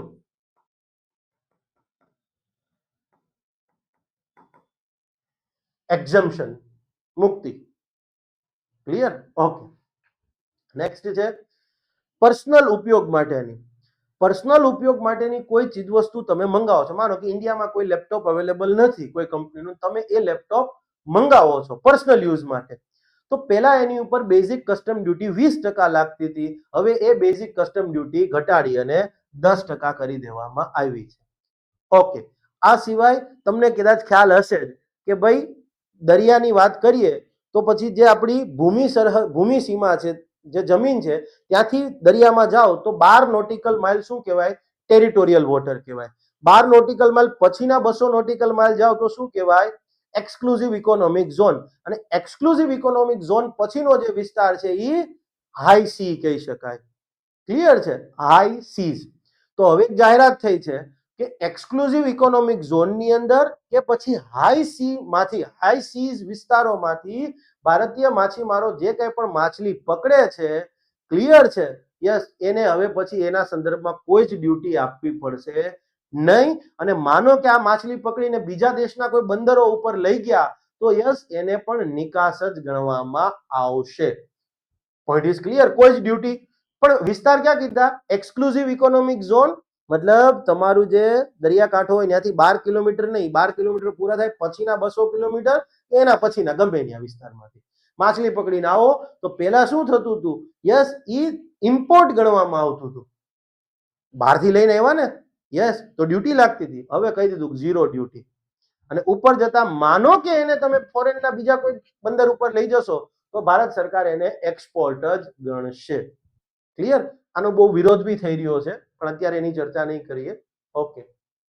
નેક્સ્ટ એક ઇમ્પોર્ટન્ટ વસ્તુ છે, આમ કદાચ નાણાં મંત્રી જ્યારે લોકસભાની અંદર બજેટ, સંસદની સમક્ષ, આઈ મીન તો લોકસભામાં બજેટ સ્પીચ આપે પછી એ જ બજેટ છે રાજ્યસભામાં રજૂ કરવામાં આવે, બોલે નહીં પણ સિમ્પલી કહી દે કે અમે બજેટ રજૂ પટલ સમક્ષ મૂકીએ છીએ, ગૃહના પટલ સમક્ષ. તો નાણાં મંત્રી સંસદમાં જ્યારે બજેટ સ્પીચ મૂકે છે, રજૂ કરે છે, મેઇનલી લોકસભામાં બોલે છે પણ આમ તો રાજ્યસભામાં આવશે તો ખરા જ ને, યસ. તો નાણાં મંત્રી સંસદના બંને ગૃહોના પટલ ઉપર જ્યારે બજેટ સ્પીચ રાખે છે તો બીજા સાથે કયા કયા ડોક્યુમેન્ટ્સ એને મૂકવાના હોય છે અથવા મૂકે છે? ટોટલ 14 ડોક્યુમેન્ટ્સ છે. એમાંથી 3 ડોક્યુમેન્ટ સંવિધાનની જોગવાઈ મુજબ મૂકવા ફરજિયાત છે. એક છે એન્યુઅલ ફાઇનાન્શિયલ સ્ટેટમેન્ટ, બીજું છે ડિમાન્ડ ફોર ગ્રાન્ટ્સ, અનુદાનની માંગણી, અને ત્રીજું છે એ જે તે વર્ષનું ફાઇનાન્શિયલ બિલ, નાણાકીય વિધેયક. સંવિધાનિક જોગવાઈ અનુસાર આ 3 ડોક્યુમેન્ટ મૂકવા ફરજિયાત છે. બીજા 3 ડોક્યુમેન્ટ યસ, ઈ એફઆરબીએમ એક્ટની જોગવાઈ મુજબ મૂકવા જરૂરી છે. Macro economic framework statement, fiscal policy strategy statement અને મીડિયમ ટર્મ એવું સમથિંગ, હા, medium term fiscal policy statement. આ 3 સ્ટેટમેન્ટ એને યસ એફઆરબીએમ એક્ટની જોગવાઈ મૂકવા જરૂરી છે. અને બીજા જે તમે 8 ડોક્યુમેન્ટ બીજા જુઓ છો, expenditure profile, receipt profile, budget at glance, key features of the budget, outcome oriented outcome document, ને એ બધી વસ્તુઓ એ સરકાર કોઈ કાયદા હેઠળ કે કોઈ સંવિધાનમાં જોગવાઈ નથી, એ બજેટને સરળ રીતે સમજી શકાય એટલા માટે સરકાર દ્વારા મૂકવામાં આવે છે. આ વસ્તુ ફરજિયાત નથી.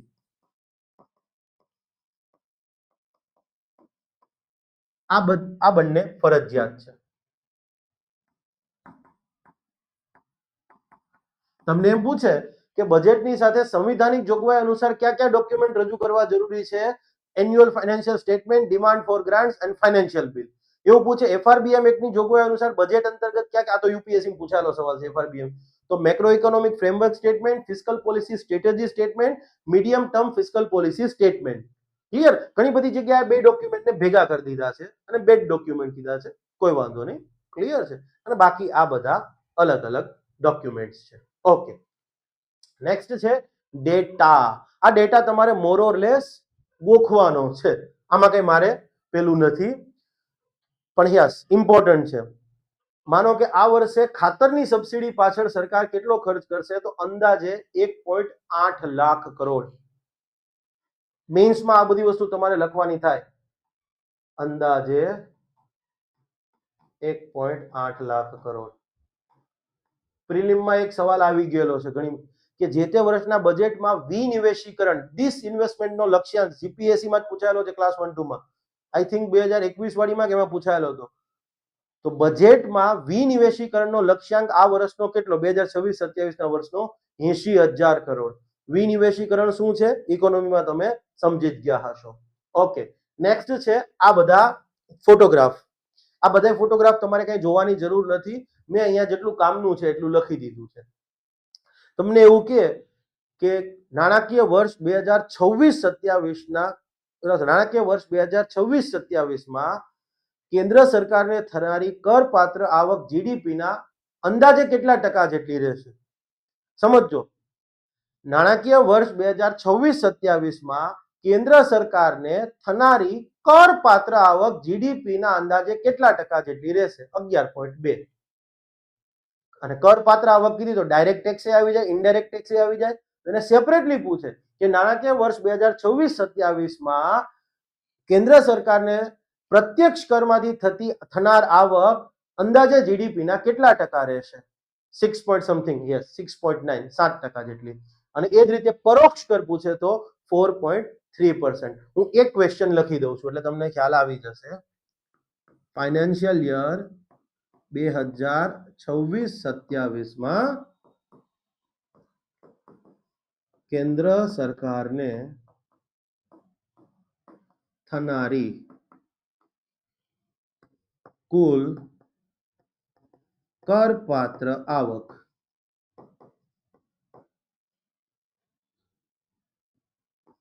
અંદાજે જીડીપીના કેટલા ટકા રહેશે? આનો જવાબ શું થશે? તમારી સામે જ છે, જોઈ લો, 11.2. પણ તમને એવું પૂછ્યું હોય કે પ્રત્યક્ષ કર પૂછ્યું હોય, અહીંયા પ્રત્યક્ષ કર પૂછી દે તો તમારે જવાબ બદલાઈ જાય. અહીંયા એવું પૂછે પરોક્ષ કર તોય જવાબ બદલાઈ જાય. Point is clear? આ રીતે ક્વેશ્ચન આવી શકે. જીપીએસસી આવા પૂછી ચૂકી છે સવાલ. ઓકે, નેક્સ્ટ શું છે? ઓકે, કેન્દ્ર સરકારની આવક રૂપિયો ક્યાંથી આવશે અને રૂપિયો ક્યાં જશે? ક્યાંથી આવશે એમાં આપણે મોર ઇન્ટરેસ્ટેડ છીએ.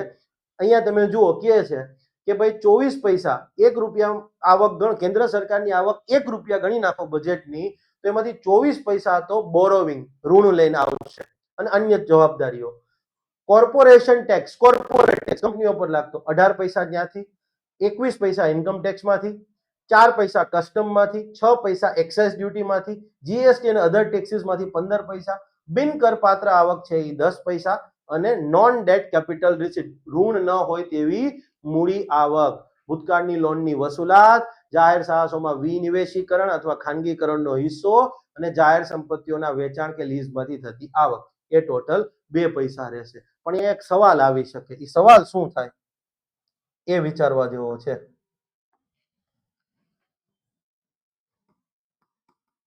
કેન્દ્રીય જોડણી ખોટી જ છે મને ખબર છે. 2026-27 માં કેન્દ્ર સરકારને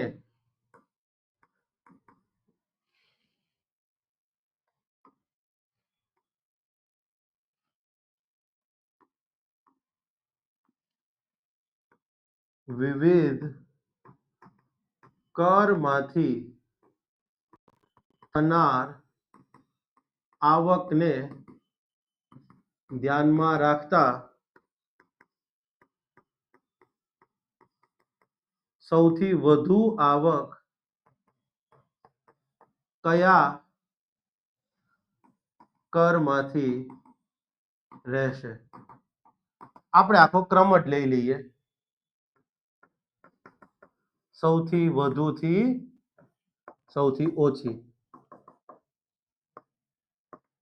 તો સૌથી વધુ આવક ક્યાંથી થાય છે? જો અહીં લખ્યું જ છે ઇન્કમ ટેક્સ માંથી 21 પૈસા, બીજા નંબર ઉપર છે કોર્પોરેટ ટેક્સ એમાંથી 18 પૈસા, ત્રીજા નંબર ઉપર જીએસટી એન્ડ અધર ટેક્સ 15 પૈસા. એ જ હશે.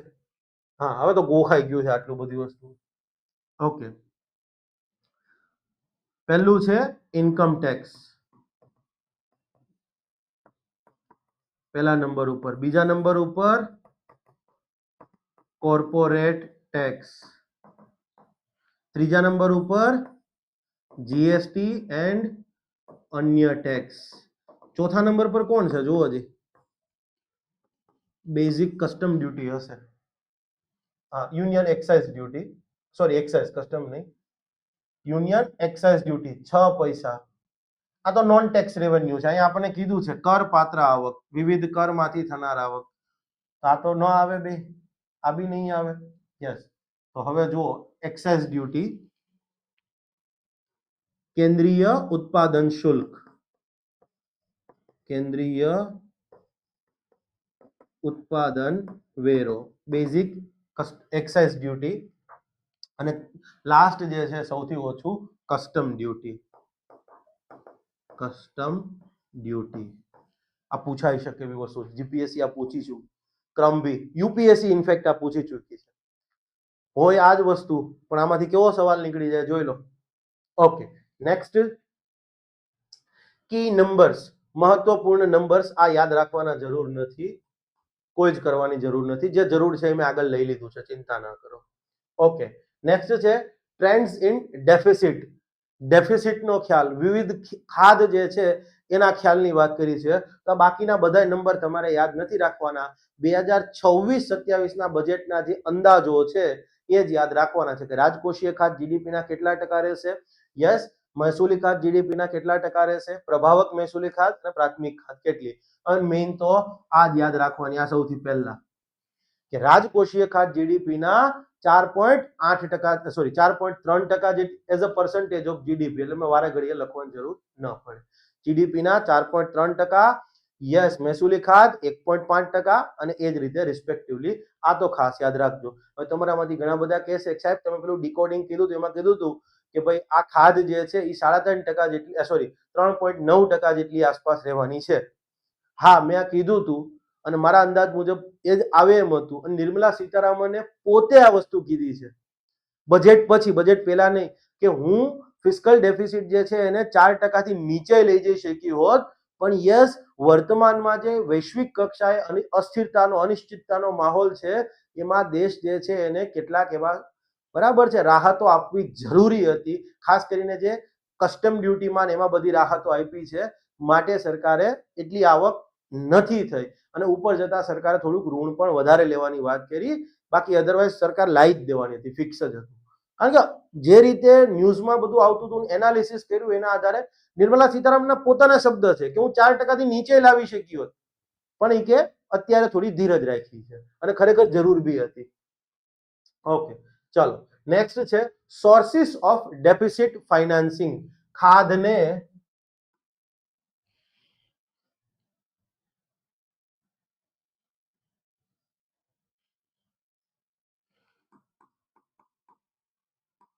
અંદાજપત્રની ખાધને પૂરી કઈ રીતે અથવા તો કયા સ્ત્રોતના માધ્યમથી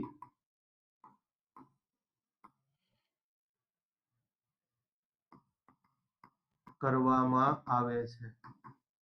આજે રાજકોષીય ખાધ છે માનો કે એને કઈ રીતે પૂરી કરશે? તો પહેલું છે બજાર ઋણ લેવામાં આવે છે. યસ, ગવર્મેન્ટ સિક્યુરિટીઝના માધ્યમથી, ગવર્મેન્ટ સિક્યુરિટીઝના માધ્યમથી બજાર ઋણ, માર્કેટ બોરોવિંગ આપ્યું. યસ, બીજું છે ટ્રેઝરી બિલ્સ, ટી બિલ્સના માધ્યમથી બજાર ઋણ.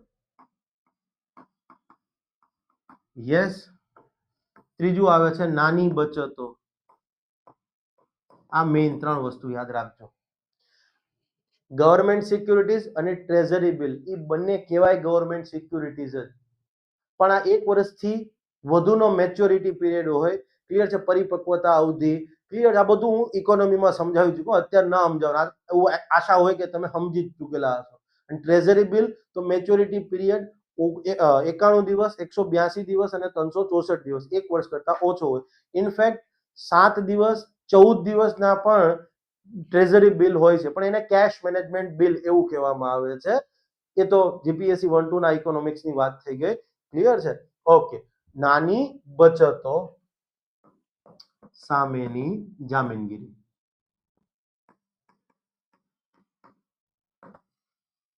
આ 3 વસ્તુ યાદ રાખજો, પૂછાઈ શકે એવી વસ્તુ છે. નેક્સ્ટ, આ હું અત્યારે સમજાવતો નથી ભાઈ, ઇકોનોમીનો પોર્શન છે હો આ. યસ, ઓકે, આ કોઈ જરૂર નથી જોવા માટે છે. હા, કોઈ એમ કહેતા નહીં સાહેબ આ ડિફેન્સ બજેટ 5.94 સોરી 5,94,585 કરોડ આટલું છે ને તમે 7.68 7.86 7.68 કીધું છે. તમે કીધું એમ પેન્શન સહિત છે, માટે ડિફેન્સ પેન્શન સહિત છે, બધા પેન્શન નહીં. હા, okay. Trends in capex. Capex એટલે શું? મૂડી ખર્ચ, કેપિટલ એક્સપેન્ડિચર. કેપિટલ એક્સપેન્ડિચર, મૂડી ખર્ચ. તો અહીંયા આ કાંઈ ચાર્ટ તમારે જોવાનું નથી, આ 3 વસ્તુ મેં લખીને તમને દઈ દીધી છે કે ભાઈ કેન્દ્ર સરકારનો કેન્દ્રીય નાણાકીય વર્ષ 2026-27 માં કેન્દ્ર સરકારનો કુલ મૂડી ખર્ચ અંદાજે કેટલો રહેશે? તો કે 12.2 લાખ કરોડ. ઓકે, પછી એવું પૂછે કે નાણાકીય વર્ષ 2026-27 માં ક્લિયર જનરલ ગવર્મેન્ટ કેપેક્સ કેટલો રહેશે? ઇફેક્ટિવ કેપેક્સ, કઈ વાંધો નહીં, બે મિનિંગ સેમ જ થાય છે, પણ કોઈ વાંધો નહીં, તમે ઇકોનોમીમાં હજી બાકી છે. ઇફેક્ટિવ કેપિટલ એક્સપેન્ડિચર, અસરકારક મૂડી ખર્ચ કેટલો રહેશે? તો કે 17.1 લાખ કરોડ.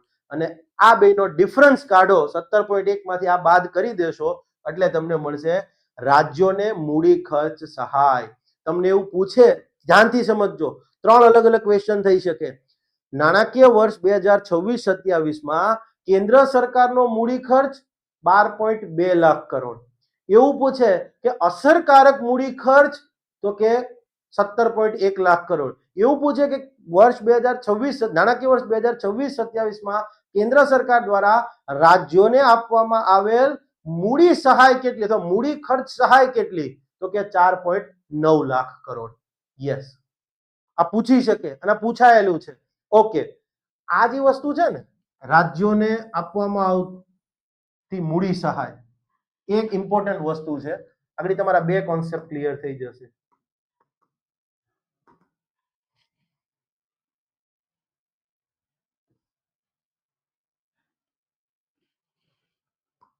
કેન્દ્ર દ્વારા રાજ્યોને આપવામાં આવતી મૂડી ખર્ચ સહાય અથવા તો મૂડી સહાય, જે શબ્દ આવે મૂડી સહાય. હવે એવું છે, આ વેલ્યુ જે છે, આ જે કંઈ પણ વેલ્યુ આવે એને આ રકમને, આની જે રકમ આવે, આ કેસમાં આપણે જોયું 4.9 લાખ કરોડ છે. યસ, આ મૂલ્યને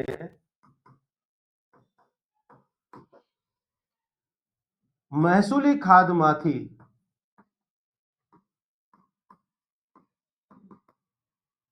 બાદ કરવામાં આવે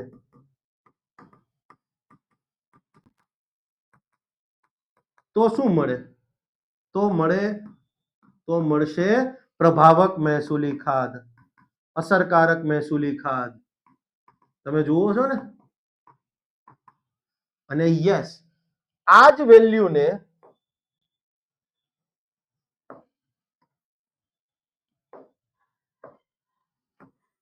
આ મૂલ્યને કેન્દ્ર સરકારના મૂડી ખર્ચમાં ઉમેરવામાં આવે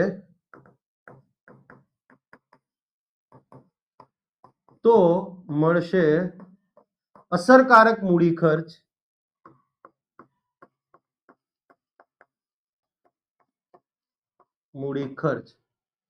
જનરલ ગવર્મેન્ટ કેપેક્સ પણ થોડું ડિફરન્ટ થઈ જશે, અત્યારે કામનું નથી. ઇકોનોમીમાં આપણે 1-2 લેવલ પર જ કામનું છે, સીસી ના લેવલ પર તો એ કામનું નથી. તો તમને જે વેલ્યુ મળશે એ મળશે શું? અસરકારક મૂડી ખર્ચ. Point is clear?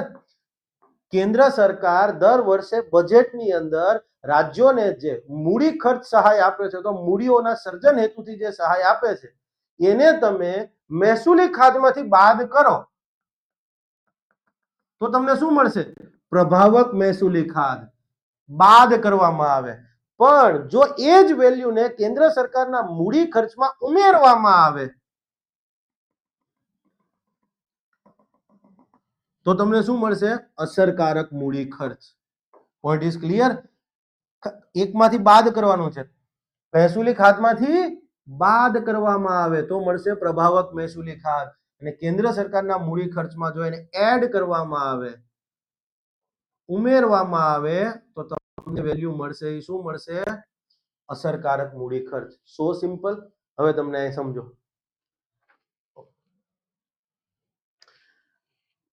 આ વસ્તુને, આ વેલ્યુને આમાં એડ કરો.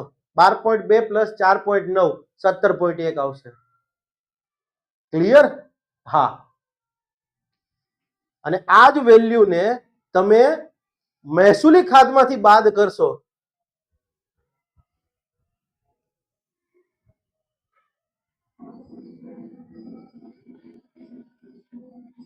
આ મહેસૂલી ખાધ, રેવન્યુ ડેફિસિટ, ઓકે,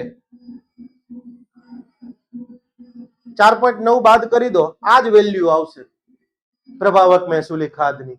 બીજું કઈ છે નહીં. ઇકોનોમીમાં આપણે ભણાવીએ છીએ, પણ આ તો જસ્ટ લાગ્યું કે કેવા જેવું છે. ઓકે, તો તમને એવું પૂછે કે નાણાકીય વર્ષ 2026-27 માં કેન્દ્ર સરકારનો કુલ મૂડી ખર્ચ તો 12.2 લાખ કરોડ. એવું પૂછે કે બજેટ ખર્ચના કુલ બજેટનો ખર્ચ છે એના કેટલા ટકા? 22%. જીડીપી ના કેટલા ટકા પૂછે? તો કે 3%. એવું પૂછે કે અસરકારક મૂડી ખર્ચ કેટલો? તો કે 17.1 લાખ કરોડ. હવે આ 17.1 લાખ કરોડ છે એ અંદાજપત્રના કુલ ખર્ચના કેટલા ટકા? 32%.